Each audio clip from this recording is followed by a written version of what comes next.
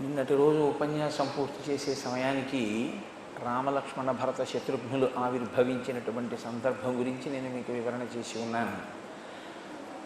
జాతాశౌచము పూర్తయిన పిదప వశిష్ఠ మహర్షి వాళ్ళకి నామకరణం చేశారు. పెద్దవాడికి రాముడని, తరువాత జన్మించిన వాడికి భరతుడని, ఆ వెనక జన్మించినటువంటి వాడికి లక్ష్మణుడని, ఆ వెనక జన్మించిన వారికి శత్రుఘ్నుడని పేర్లు పెట్టారు. ఒక పేరు పెట్టడం అనేటటువంటిది సాధారణంగా లోకంలో జరిగేటటువంటి విశేషమే. ఎందుకంటే లౌకికంగా ఒక పేరు ఉండాలి కాబట్టి పిలవడానికి ఒక పేరు ఉంచుతారు.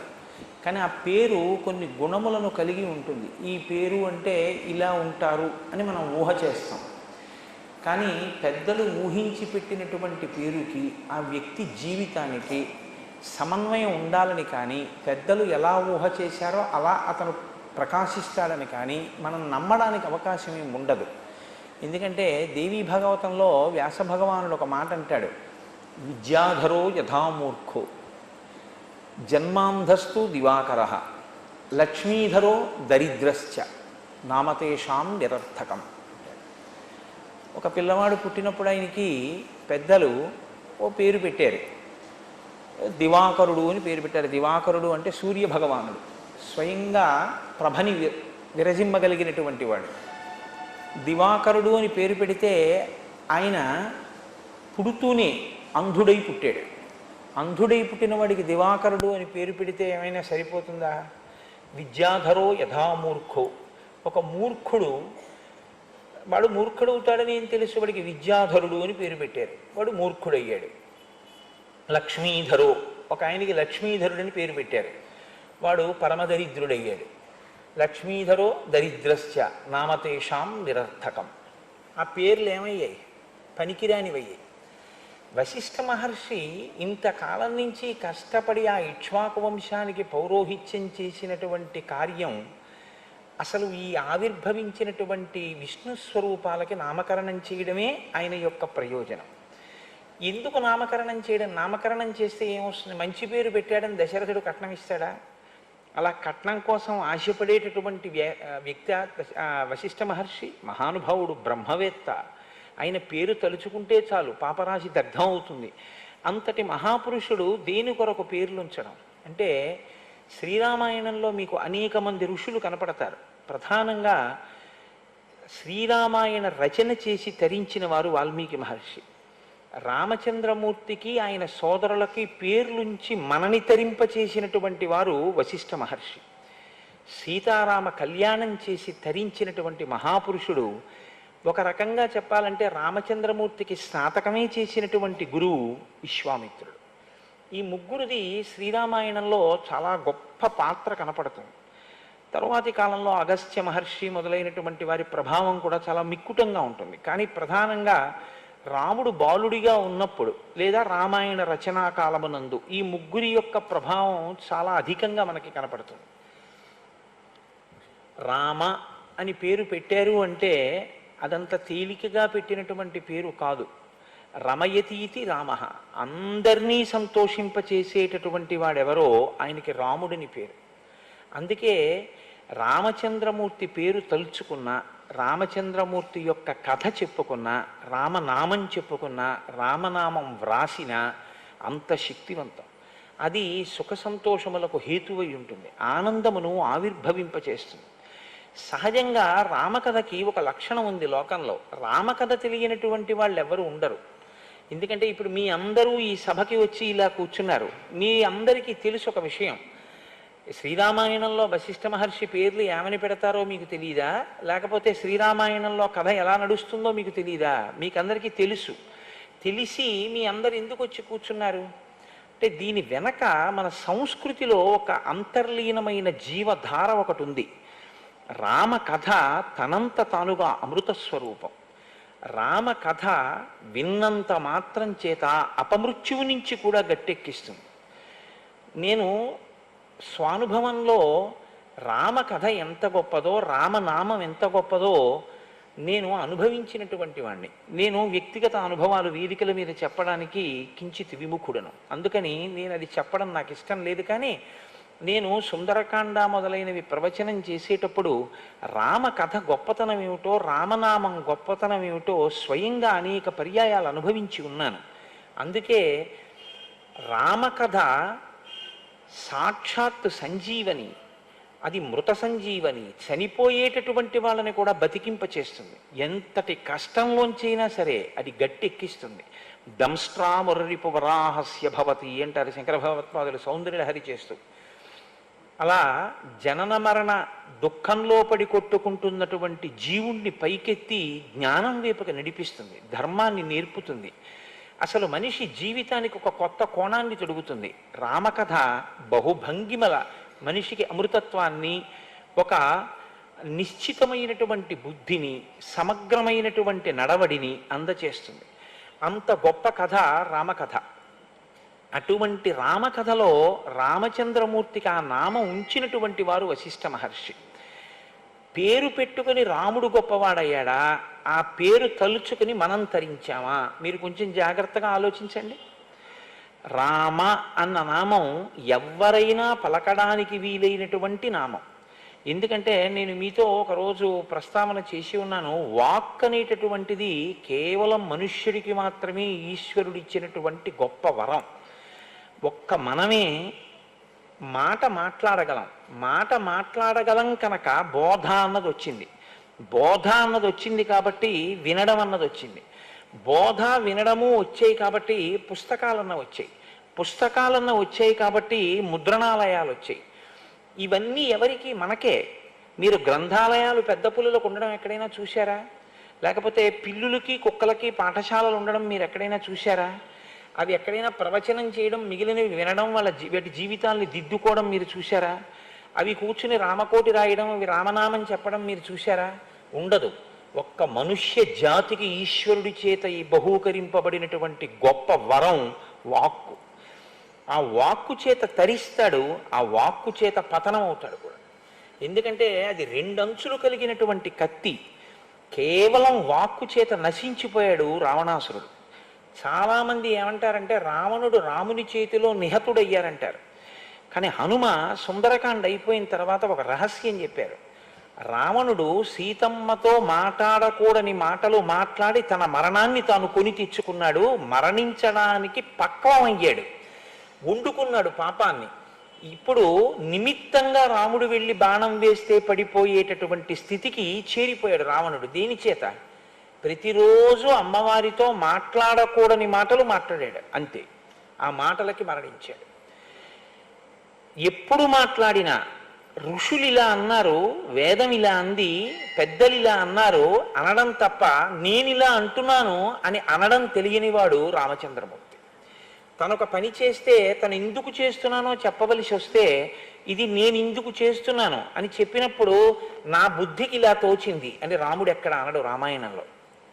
ఎప్పుడు చెప్పినా మీరు చూడండి, మా నాన్నగారు ఇలా చెప్పారు, మా గురువు గారు ఇలా చెప్పారు, ఋషులు ఇలా చెప్పారు, వేదం ఇలా చెప్పింది, అందుకు నేను ఇలా చేస్తానంటాడు. శాస్త్రాన్ని అనుసరిస్తాడు.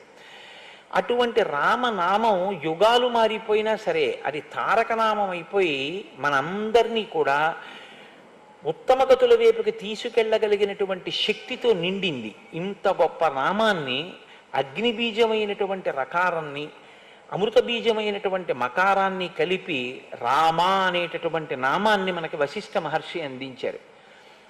ఆ తరువాత భరతుడు విభర్దీతి భరత, ఆయన భరించినటువంటి వాడు. దేన్ని భరించాడు అంటే రాజ్యాన్ని భరించాడు. ఎలా భరించాడు అంటే కేవలము నాది కాదన్న భావనతో భరించాడు. ఎందుకంటే లోకంలో ఒక స్థితి ఒకటి ఉంటుంది. ఒక సమున్నతమైనటువంటి అధికార పదవిలో కూర్చుని ఆ పదవిని నిర్వహణ చేసిన తరువాత వేరొకరి పనుపున దాన్ని నిర్వహించినా సరే, ఇంగ్లీష్లో అయితే ఇన్ఛార్జ్ అనొచ్చేమో, అలా నిర్వహించినా సరే దాని మీద ఒక అభిలాష, అనురక్తి ఏర్పడతాయి. మీకు నేను తేలిగ్గా ఒక ఉదాహరణ చెప్పాలి అంటే మీరు పట్టుకోగలుగుతారు. ఒక ఆయన ఆఫీసర్గా ప్రమోట్ అయ్యాడు అనుకోండి, ఆ ఆఫీస్కి అంతటికీ కూడా ఆయన బాస్. ఒక ఏడాది ఆయన అలా పనిచేశాడు. పనిచేసిన తర్వాత ఆయనకి రివర్షన్ వచ్చింది. ఆయన దగ్గర పనిచేసేటటువంటి వాడు లేదా ఇంతకాలం ఆయనతో ఉన్నవాడు ఆఫీసర్ అయ్యాడు. ఇప్పుడు తాను ఆఫీసర్ కాకుండా గదిలోంచి బయటికి వచ్చేసి ఓ టేబుల్ కుర్చీ దగ్గర కూర్చుని ఈయన పని చేస్తున్నాడు. అంత తేలికగా మనసు అంగీకరిస్తుందా? వెంటనే అతను చేసే పని ఏమిటంటే ఆ ఊరి నుంచి ఇంకో చోటుకి ట్రాన్స్ఫర్ చేయించుకు వెళ్ళిపోతాడు, లేకపోతే దీర్ఘకాలిక సెలవు మీద వెళ్ళిపోతాడు. దానికి ఒక సామెత చెప్తారు, పూలమ్మిన చోట కట్టెలు అమ్మలేమండి, ఇక్కడే అధికారి చేసి మళ్ళీ ఇక్కడే నేను ఇలా పని చేయడం కుదరదంటారు. కానీ మీరు చూడండి, 14 సంవత్సరములు రాజ్యం చేశాడు భరతుడు. 14 సంవత్సరములు రాజ్యం ఎలా చేశాడంటే, ఎప్పుడెప్పుడు రాముడు వస్తాడా, ఎప్పుడెప్పుడు రాముడి రాజ్యం రాముడికి ఇచ్చేద్దామా. కాబట్టి ఆయనకి రాజ్యం మీద అనురక్తి లేదు. కాబట్టి రాజ్యం ఎలా పోతే అలా పోయింది, మనకెందుకని పరిపాలించాడని మీరు అనుకుంటున్నారా? ఇది రామరాజ్యం, రాముడి రాజ్యం. 14 సంవత్సరముల తర్వాత రాముడు వచ్చిన తరువాత దీన్ని నేను పరమ పదిలంగా మళ్ళీ రాముడికి అప్పచెప్పాలి. వ్యవస్థ పాడవకూడదు. రాముడే కూర్చుని పరిపాలిస్తే ఎంత ధర్మంగా ఉంటుందో అంత ధర్మంగానూ పరిపాలన నడవాలి. కానీ నేను కాదు, నా కొరకు కాదు ఈ పరిపాలన, ఎవరి కొరకు? మళ్ళీ తిరిగి రాజ్యాన్ని రాముడికి ఇచ్చేయాలి. ఈ భావనతో భరించాడు భరతుడు. ఇది అనితర సాధ్యమైనటువంటి ప్రజ్ఞ. అటువంటి భక్తి లోకంలో ఎవరికీ ఉండదు. అందుకే పాదుకలు తీసుకొచ్చి సింహాసనం మీద పెట్టి తాను కింద కూర్చొని పరిపాలన చేశాడు. ఏమైనా కించిత్ రాగం అంటుకుందేమో చూద్దామని భారద్వాజ మహర్షి పరీక్ష పెట్టారు. ఆ పరీక్షలో నెగ్గాడైన. అంతటి గొప్పవాడు భరతుడు. అటువంటి స్థితిని పొందగలడు. ఊహించి పెట్టారు పేరు. ఆయన నిజంగా భరతుడయ్యాడు. లక్ష్మణుడంటే లక్ష్మీ సహితుడు. ఏమిటి ఆయన లక్ష్మి? శ్రీరామాయణంలో ఇద్దరు కనపడతారు మనకు అటువంటి లక్ష్మి కలిగినటువంటి వాళ్ళు. ఒకరు స్వామి హనుమ, లక్ష్మణమూర్తి. స్వామి హనుమని 1కి 10 మార్లు శ్రీమాన్ శ్రీమాన్ అంటుంటారు మహర్షి సుందరకాండలో. ఏమిటి ఆయన శ్రీమాన్? ఆయన ఏమైనా చెక్ బుక్ పట్టుకెళ్లారా, ట్రావెలర్స్ చెక్స్ పట్టుకెళ్లారా, ఏటీఎం కార్డు పట్టుకెళ్లారా, ఎక్కడైనా కాఫీ తాగారా? రావణాసురుడి అంతఃపురంలో కనీసం ఒక అరటిపండు ఒలిచి నోట్లో వేసుకున్నారా? ఆయన తిన్నదేం లేదు. రామార్థం వానరార్థం చికీర్షం కర్మదుష్కరం సముద్రస్య పరంపారం దుష్ప్రాపం ప్రాప్తుమిచ్చసి అన్నారు విద్యాధరులు. కేవలం రాముడి కోసం, తాను జన్మించినటువంటి వానరజాతి ప్రతిష్ట కోసం అంతటి త్యాగమూర్తి మహానుభావుడు తన ప్రాణాలకే తెగించి రామకార్యం మీద వెళ్ళారు. అటువంటి వారు హనుమ. లక్ష్మణస్వామి తన జీవితంలో భోగం అనుభవించింది అన్నది మనకేం కనపడదు. యవ్వరాజ్యం ఇస్తే నాకు అక్కర్లేదన్నాడు ఆయన. పెద్దవాడు భరతుడున్నాడు, ఇచ్చేసేయమన్నారు. తండ్రి దశరథ మహారాజు గారు లక్ష్మణుణ్ణి వెళ్ళమని లేదు అరణ్యవాసానికి, రాముణ్ణి వెళ్ళమన్నారు. ధర్మపత్ని కనుక సీతమ్మ బయలుదేరింది. తమ్ముడు లక్ష్మణుడికి ఏం అవసరం? భార్యని విడిచిపెట్టి నేను రామచంద్రమూర్తిని శరీరంతో సేవించకుండా ఉండలేనన్నాడు. ఈ శ్లోకాన్ని ఎదర మీకు చెప్తారు మహర్షి. ఇది చిన్నతనం నుంచి లక్ష్మణుడి అలవాటు.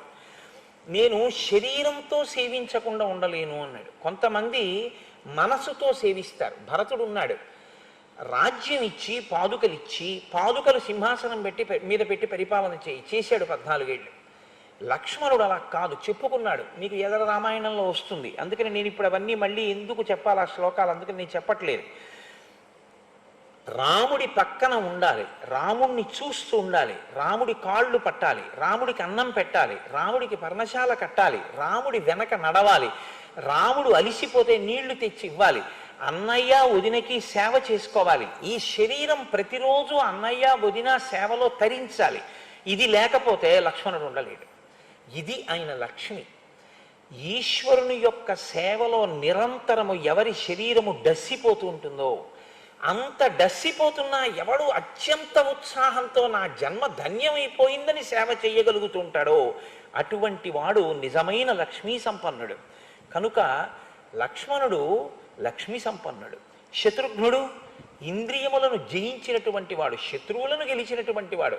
మీకు శ్రీరామాయణంలో ఎక్కడో ఉత్తరాఖండలో లవణాసుర సంహారం దగ్గర తప్ప అసలు శత్రుఘ్నుడు చేసినటువంటి యుద్ధాలు పెద్ద విశేషంగా ఏం కనపడవు. మరి శత్రుఘ్నుడన్న పేరెందుకు వచ్చింది అంటే, బాహ్యంలో ఉన్నటువంటి శత్రువుల్ని గెలవడం ఎవరికైనా తేలికే పరాక్రమం ఉంటే. లోకములన్నీయున్ గెలిచినాడవు ఇంద్రియానీకము చిత్తమున్ గెలువనేరవు, నిన్ను నిబద్ధు చేయు భీషణ శత్రురార్వుల ప్రభిన్నుల చేసిన ప్రాణికోటిలో విరోధి లేడొకడు నిర్పున చూడుము ధనవేశ్వర అంటాడు ప్రహ్లాదుడు హిరణ్యకశిపుడితో. బయట శత్రువుల్ని జయించచ్చు, అంతఃశత్రువుల్ని జయించడం చాలా కష్టం. కామక్రోధోపి లోభశ్చ దేహే తిష్టంతి తస్కరాహ. ఇక్కడే ఉన్నారు. జ్ఞానరత్నాపహారాయ తస్మాత్ జాగ్రత్త జాగ్రత్త అంటారు శంకర భగవత్పాదులు. వాళ్ళని గెలవడం ఎవ్వరికీ సాధ్యం కాదు. ఇంద్రియములను గెలవడం అంత తేలిక కాదు. ఇంద్రియాణి బలిష్టాని నియుక్తాని మానద అపక్వస్య ప్రకుర్వంతి వికారాం స్థాననేకశః భ్రమన్ సర్వతీర్థేషు స్నాత్వా స్నాత్వా పునః పునః నిర్మలం మనోజావత్ తావత్ సర్వం నిరర్ధకం అంటాడు వ్యాసుడు దేవి భాగవతంలో. ఎన్ని క్షేత్రాలు తిరిగితే ఎవరికి కావాలి, ఎన్ని యాత్రలు చేస్తే ఎవరికి కావాలి అంటే చెయ్యొద్దని కాదు నా ఉద్దేశ్యం. ఎన్ని నదీ స్నానాలు చేసినా మనస్సుకి పరిపక్వత, మనస్సు ఎందో మార్పు రాకుండా దాన్ని అంటుకున్నటువంటి రజోగుణం అలాగే అంటుకుని ఉండిపోయిన నాడు ఏమిటి ప్రయోజనం దానివల్ల? రాగద్వేషాలతోనే ఉండిపోతే. శత్రుఘ్నుడు అంటే తన ఇంద్రియములను గెలిచినటువంటి వాడు, అంతఃశత్రువులను గెలిచినటువంటి వాడు, నిరంతరము భగవద్భక్తితో భాగవత భక్తితో తరించినటువంటి వాడు. అటువంటి వాడవుతాడు ఆఖరివాడు అని ఆయనకి శత్రుఘ్నుడు అని పేరు పెట్టారు. నిజంగా ఆనాడు వశిష్ఠ మహర్షి నోటి వెంట వచ్చినటువంటి పేర్ల బలం వలనలా తయారు చేసిందో, వాళ్ళలా అవుతారని ఊహించి వశిష్ఠ మహర్షి అంతటి మహానుభావుడు పెట్టినటువంటి పేర్లు ఎప్పటికీ అబద్ధం కాకూడదు కాబట్టి అలా జరిగిందో, ఈ రెండింటికన్నా బలీయమైన కారణం యుగాలు మారిపోయినా రామకథ చెప్పుకొని మనందరం తరించడం కోసం, రామనామం చెప్పుకోవడం కోసం ఆ నామం ఆ నలుగురు అన్నదమ్ములు అంత గొప్పగా తయారయ్యారో మన భాగ్య విశేషం. నిజంగా అంత గొప్ప పేర్లు మహానుభావుడు ఉంచాడు. వాల్మీకి మహర్షి అంటారు, తేషాంకేతురివజ్యేష్టో రామో రతికరప్పితు బభూవ భూయో భూతానాం స్వయంభూరివ సమ్మతః అంటారు. ఒక ధ్వజం ప్రస్ఫుటంగా కనపడుతుంది. మీరు ఒక దేవాలయంలోకి వెళ్ళారనుకోండి, ధ్వజస్తంభం కనపడుతుంది. ధ్వజస్తంభం కనపడింది అంటే అది దేవాలయం ఉన్న ప్రాంగణము అని గుర్తు. దేవాలయం ఉన్న ప్రాంగణము అని గుర్తు దేని కొరకు అంటే, ధ్వజం ఎత్తుగా ఎందుకు ఎగురుతుందంటే ఇక దాని సమీపంలో ఏ విధమైనటువంటి ఊరిరిగింపులు కానీ ఇతర మేళతాళములు కానీ వెళ్ళకూడదు. ఎవరో ఊరిరిగింపుగా మేళతాళాలతో వెళ్ళిపోతున్నారనుకోండి, ఎంతటి మహాపురుషుడైనా పల్లకి దిగిపోవాలి. ఇంకక్కడ మేళతాళాలు చేయకూడదు. ఆలయ ప్రాంగణం దాటిపోయిన తరువాత మేళం చేయాలి. అక్కడ మేళం చేస్తే అది ఒక్క ఈశ్వర సేవ కొరకు. ఏవైనా రాజలాంఛనాలతో వెడుతున్న వాళ్ళు వాటిని విడిచిపెట్టవలసి ఉంటుంది. ఎందుకంటే ఈశ్వరుడు ఆయన మహానుభావుడు, ఆయన అఖిలాండ కోటి బ్రహ్మాండ నాయకుడు. ఈతడఖిలంబునకు ఈశ్వరుండై సకల భూతములలో ఉన్నత పొగలువాడితడు అంటాడు అన్నమాచార్య స్వామి. అలా అఖిలాండ కోటి బ్రహ్మాండ నాయకుడైనటువంటి వాడు లోపలున్నాడన్నదానికి గుర్తుగా పతాకం ఎగురుతూ ఉంటుంది. ఆ వంశం అంత గొప్పది, అన్నదమ్ములంత గొప్పవాళ్ళు, ఆ ఇల్లు అంత శోభతో ఉంది, అక్కడ వాళ్ళంత సంతోషంగా ఉన్నారు అనడానికి గుర్తా అన్నట్టుగా, ధ్వజమా పతాకమా అన్నట్టుగా స్ఫుటంగా ఎత్తుగా ప్రకాశవంతంగా నలుగురు గుణవంతులైన ప్రస్ఫుటంగా తన గుణముల చేత సర్వభూతములను సంతోషింపచేస్తూ తేషాంకేతిరివజ్యేష్టో రామో రతికరప్పితు ఆయన బభూవ భూయో భూతానాం సమస్త భూతములు రామచంద్రమూర్తిని చూస్తే సంతోషించేవి. అలా ఉంటుందా సంతోషించడం అని మీకు అనుమానం ఉండొచ్చు. ఖచ్చితంగా ఉంటుంది. మీరు చూడండి, భగవాన్ రమణ మహర్షి ఆశ్రమంలో నా స్నేహితుడు ఒకడు ఈ మధ్యకాలంలో వెళ్ళి బాగా చీకటి పడిన తర్వాత చెట్టు కింద నించున్నాడు. ఏదో కారణానికి నించుంటే ఒక పెద్ద నాగుపాము ఒకటి అతని పాదాల నుంచి పాకుతూ వెళ్ళింది. కడుపు చల్లగా ఉంటుందంటారు పాముది. చాలా మంచు ముద్దలా ఉంది, ఏమిటిదని అతను చూస్తున్నాడు. చూస్తుంటే కాళ్ళ మించి పాకుతూ వెళ్ళిపోయింది. తల ఎత్తలేదు, అతన్ని ఏమీ చేయలేదు. కింద పాము వెడుతూ ఉంటుంది, పైన నెమళ్ళు ఆడుతుంటాయి రమణుల ఆశ్రమంలో. ఋష్యశృంగుడు తపస్సు చేసిన చోట కప్పకి పాము పడగ పట్టింది అంటే నిజమా అంటాం మనం. మీరు రమణ మహర్షి ఆశ్రమానికి వెళ్ళి చూడండి, ఆయన తపోబలం, అంతటి మహాపురుషుడు తిరిగాడినటువంటి ఆ ప్రదేశానికి ఉన్నటువంటి శక్తి, అది ఇప్పటికీ కూడా పరస్పర విరుద్ధమైనటువంటి భావములు కలిగినటువంటి ప్రాణుల మధ్య సయోధ్యని చేకూరుస్తుంటుంది. ఆ ప్రాణులు తమ మధ్య ఉన్నటువంటి వైరాన్ని మరిచిపోతాయి. కారణం ఏమిటంటే అన్ని భూతముల యందు బ్రహ్మమును చూసి తానలా రమించినటువంటి వ్యక్తి తిరుగాడినటువంటి భూమి. ఆ ప్రదేశానికి అటువంటి ప్రకంపన, అటువంటి వైశిష్ట్యం ఏర్పడుతుంది. కాబట్టి రామచంద్రమూర్తిని చూస్తే కూడా సమస్త ప్రాణులు సంతోషాన్ని పొందేవిట. విశ్వామిత్రుడు ఆశ్రమంలోంచి వెళ్ళిపోతుంటే పక్షులు జంతువులు కూడా ఆయన వెంట వెళ్ళాయి. ఆయన వాటితో చెప్పాడు, వెళ్ళిపోండి వెనక్కి, మీరు ఆశ్రమంలో ఉండండి, నేను వెళ్ళిపోతున్నాను హిమాలయ పర్వతాలకి, మీరు ఇక్కడ సుఖంగా ఉండండి అని చెప్పాక అవి వెళ్ళాయి. పక్షి భాషలో మాట్లాడా, జంతు భాషలో మాట్లాడా? అక్కర్లేదు. వాళ్ళు హృదయములతో మాట్లాడుకుంటారు. అది బ్రహ్మన్ అంటే. వాళ్ళు సర్వభూతముల యందు ఈశ్వరుణ్ణి చూస్తారు. మనము అభిషేకం చేస్తాం, ఒక బ్రహ్మర్షి అభిషేకం చేస్తాడు. తేడా ఎక్కడొస్తుందో తెలుసా అండి? మనం అభిషేకం చేస్తే మంత్రం పదార్థం ఈ రెండే మనకు ఉండాలి. మనం అభిషేక మంత్రం అయిపోతూ ఉంటుంది. నమచ్చోరాయచ శిష్యాయచ భైమ్యాయచ శకత్యాయచ ప్రవాహ్యాయచ వృక్షాయచ హరికేశాయోపవీతినే పుష్టానాం పతయే నమో నమో అంటాం. మన పృష్ఠభాగాన్ని తీసుకెళ్ళి అదే చెట్టుకు ఆనించి మనం నిలబడతాం. ఒక నిజమైనటువంటి బ్రహ్మవేత్త దృష్టిలో ఆ చెట్టు ఈశ్వరుడు, దాని ఆకులలోని ఆకుపచ్చతనం ఈశ్వరుడు యొక్క వెంట్రుకలు. కాబట్టి ఆయన చెట్టుకి కాలు తాటించి నిలబడలేడు. ఆయన నిజమైన అభిషేకం చేసినవాడు. కేవలం పదార్థాలు పోసి మంత్రం చెప్పిన వాడిది కాదు అభిషేకం. ఎవరిది అభిషేకం అంటే పైన ఎలా ధారాపాత్రలోంచి పడుతోందో అలా బ్రహ్మభావన నిరంతరము ఇక్కడ పడుతున్నటువంటి వాడు ఎవడున్నాడో వాడు బ్రహ్మముతో సమన్వయం అవుతూ ఉంటాడు. వాడికి ఏం చేస్తున్నా ఈశ్వరుడు కదులుతూ ఉంటాడు. పానీయంబులు త్రాగుచున్ కుడుచుతున్ భాషించుతున్ హాసలీలా నిద్రాదులు చేయుచున్ తిరుగుచున్ లక్షించుతున్ సంతత శ్రీనారాయణ పాద పద్మయుగళీ చింతామృతాస్వాద సంధానుండై మరచంచురారిసుతుడే తద్విశ్యమున్ భువరా అంటారు పోతన గారు ప్రహ్లాదుడి గురించి.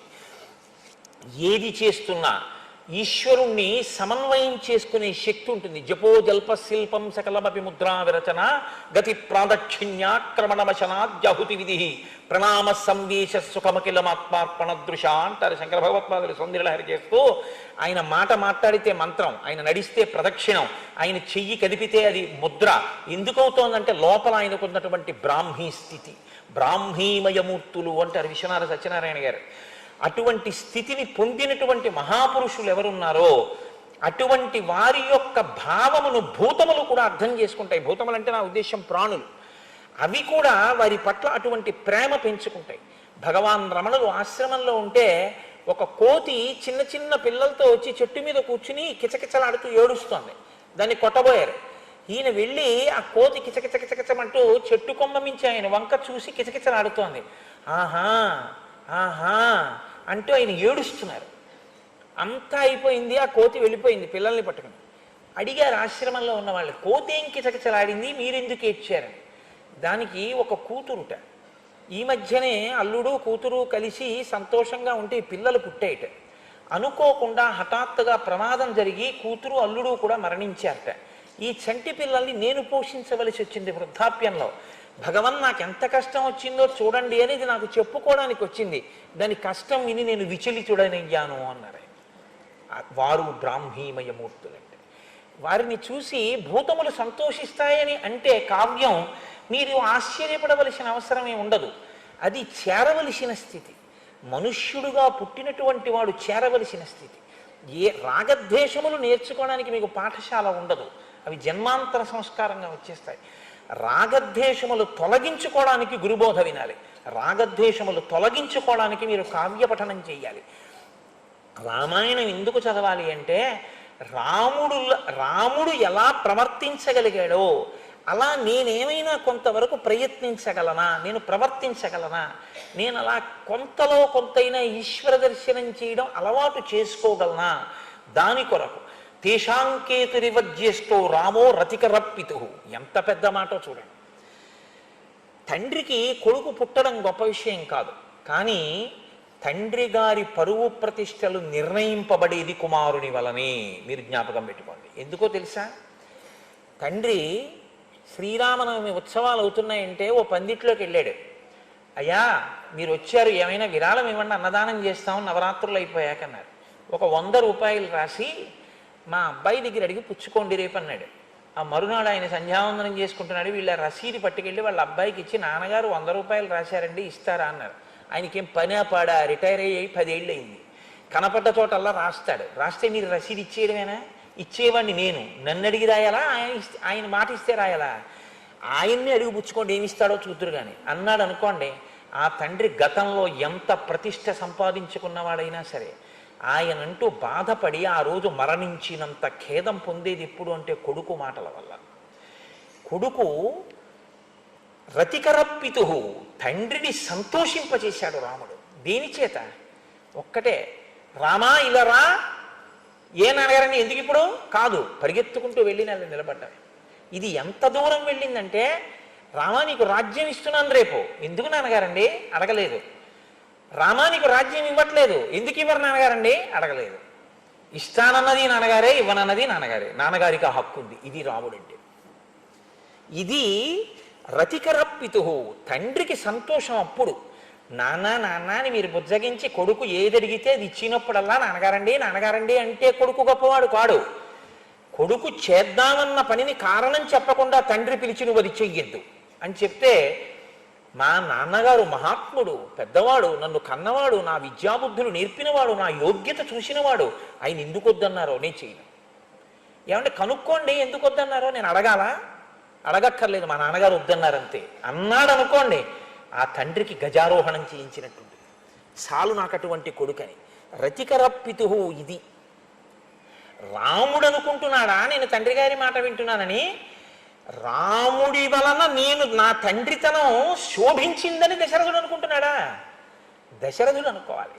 మీరు జాగ్రత్తగా గుర్తుపట్టండి. మనం చాలామంది ఏమంటామంటే, నేను చేయగలిగిందంతా చేస్తున్నానండి, నా లోటు ఏం లేదు, ఇంక నేను ఏం చేయగలను చెప్పండి అంటాం. నువ్వు అనుకోవడం కాదు, మీ అమ్మగారు నాన్నగారు అలా అనుకుంటున్నారా? అది ప్రధానం. మీ అమ్మగారు నాన్నగారు అలా అనుకోవాలి. అలా అనుకుంటే కొడుకుగా నీ కర్తవ్యం పూర్తయినట్టు. బాధ్యత అన్నమాట వాడకండి. బాధ్యత వేరు, బాధ్యత అన్న మాట వాడకూడదు. బాధ్యత అన్న మాట ఎప్పుడు జ్ఞాపకం పెట్టుకోండి, మిమ్మల్ని పతనం వైపుకి తీసుకెళ్తుంది. బాధ్యత హెచ్చవేత, అర్థం పర్థం లేకుండా తీసుకెళ్ళి పాడు చేసే మాట బాధ్యతే. బాధ్యత నెత్తికెత్తుకుంటే 7 తరాలకి దాచినా మీకు చాలదు. కర్తవ్యం మీరు జీవితంలో అలవాటు చేసుకుంటే, మీరు చెయ్యవలసిన పని మీరు చేశారు, వాడి యోగ్యతలు వాడి ఇష్టం. నా కొడుక్కి ఇంజనీరింగ్ ఫీజు కట్టాను, ఇంజనీరింగ్ కాలేజీలో జాయిన్ చేశాను, ఒక హాస్టల్ చూశాను, వాడు అడిగిన రూమ్లో పెట్టాను, పుస్తకాలు ఇచ్చాను. వాడు ఇంజనీరింగ్ చదువుకుని పేరు పక్కన బీటెక్ తెచ్చుకుంటే, వాడు కనపడినప్పుడల్లా వాడికి మంచి మాటలు చెప్పాను. వాడు చెడిపోతే నీ అనుష్ఠానం నువ్వు పాడు చేసుకోవద్దు. నీ కర్తవ్యం పూర్తయింది. నువ్వు చెయ్యవలసింది చేయడం కర్తవ్యం. అంతకు మించి నువ్వు అనుకున్నట్టు అవ్వట్లేదని బాధపడిపోవడం బాధ్యత. నీ వ్యక్తిత్వాన్ని పాడు చేస్తుంది బాధ్యత, నీ వ్యక్తిత్వాన్ని నిలబెడుతుంది కర్తవ్యం.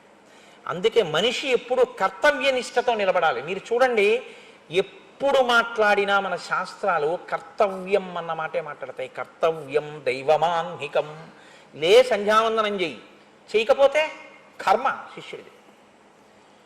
ఎంతవరకు విశ్వామిత్రుడు చెప్తాడంతే, వినకపోతే విశ్వామిత్రుడు ఇలా వేళ్ళు విరవకూడదు. చూసామండి, చెప్పానండి, రాముడు లేవలేదండి, నీ పని నువ్వు చేసుకోవాలి బస్. ఒకనాడు వృద్ధిలోకి వస్తాడు, ఒకనాడు చేస్తాడు. నా వెంట వచ్చాడుగా, అదే గుర్తు మార్పుకి. ఒకనాడు చక్కటి స్థితిని పొందుతాడు, లోపల మాత్రం మంచి ఆశీర్వచనం చెయ్యి. నువ్వు కదిలిపోకు. ఇది కర్తవ్య నిష్ట.